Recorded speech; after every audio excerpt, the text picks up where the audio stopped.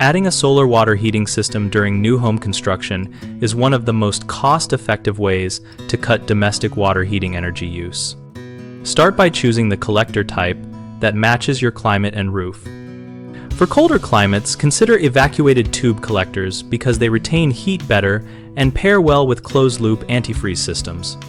Install a properly sized heat exchanger and pump to move thermal energy into the storage tank without freezing the loop.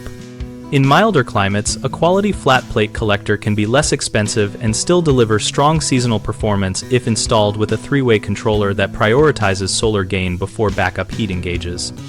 Size the storage tank to meet peak household hot water demand, aiming for roughly 1.5 to 2 times the daily volume used during the busiest morning period, and place the tank inside the conditioned envelope to reduce standby losses.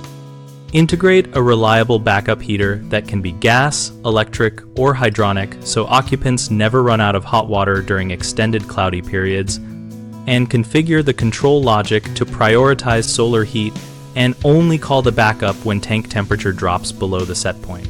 Add a differential controller with adjustable set points and a timer so the pump only runs when the collector is meaningfully hotter than the tank, and install simple monitoring that logs collector and tank temperatures plus runtime so you can verify system performance and spot issues early.